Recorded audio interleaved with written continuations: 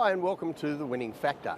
I'm Alan Aitken, and on this show each week we take a look at some upcoming races in Hong Kong and we try to isolate the key ingredient of the race that I think we might look back on later as having been the path to finding the winner. Well, Saturday at Sha Tin this week, and the first race we're going to take a look at is race 6, the winning factor here, the tempo. Now this is quite an open race. As we look across the field, there are plenty of chances in it, I think, at least on paper. And Blastoise, he's in great form. God of Dragon finally has a good barrier.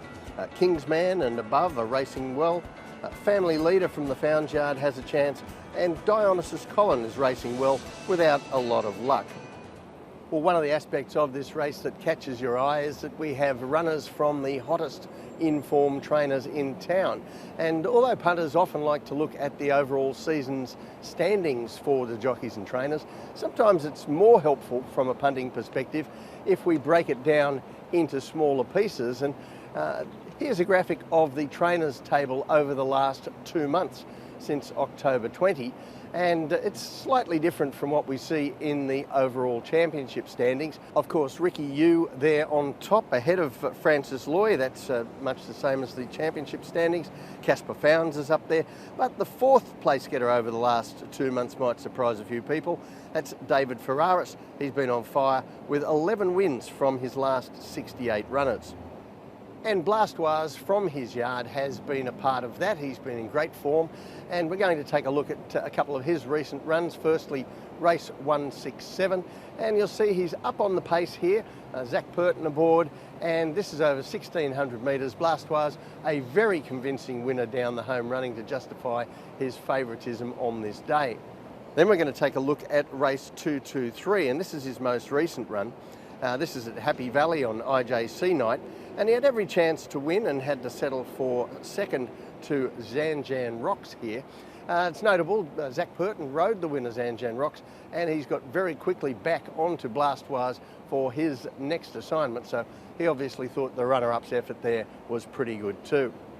And while I mentioned earlier that there are quite a few winning possibilities in this race, if we take a look at the map, I think we're going to see what sets Blastoise apart. Now on the map, he should be up out of trouble once again. We've seen him racing like that and racing very well. He's up to 1800 metres and should be right on the speed here. While take a look at some of his major rivals, Dionysus Colin, God of Dragon, Kingsman. They're all horses that get back and give away a big start. While Above, he's in good form, he can race handy, but he is back in distance this time and does have to get across from that outside barrier. While Blastoise, he won't have to do anything clever at all to find the right spot. So the tip in race 6, Blastoise. His winning factor, the tempo. I think this is a race where being up on the speed is going to be crucial in a slow tempo. He's shown he can do that, and as I mentioned, he's from one of the hottest teams in town, the David Ferraris yard, winning 11 of his last 68 runners. For our second race, we're going to take a look at race 10, and the winning factor here, the map. Now looking across this field, I think the realistic chances this time are somewhat limited, and they do include horses like Beauty Loyal and Unicorn Baby, who are down towards the foot of the weights. But I really want to focus on two horses in particular, last start winners, and the horses I think will be the two favourites here, Follow Me and Simple Elegant.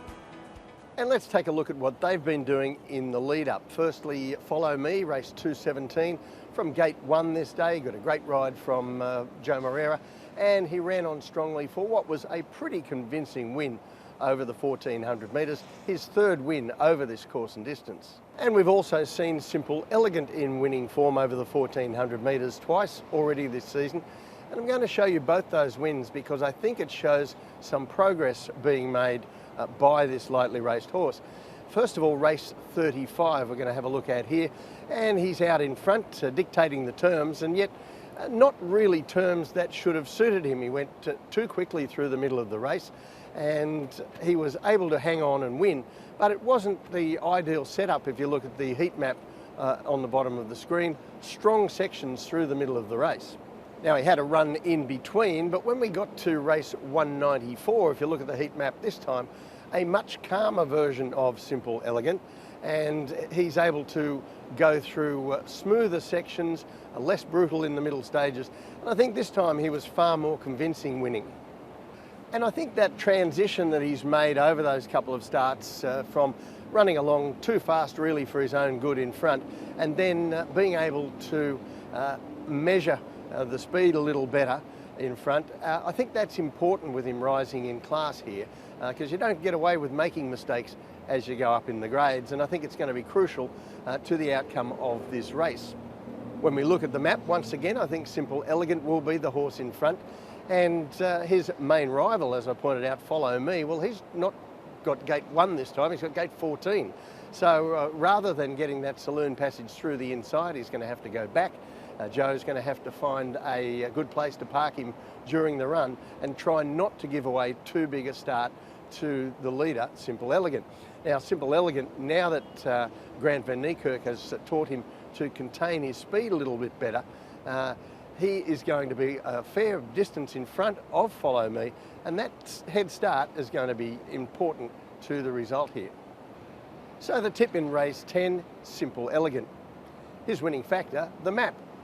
I think Follow Me is a legitimate favourite here. It certainly wouldn't surprise me to see him win the race.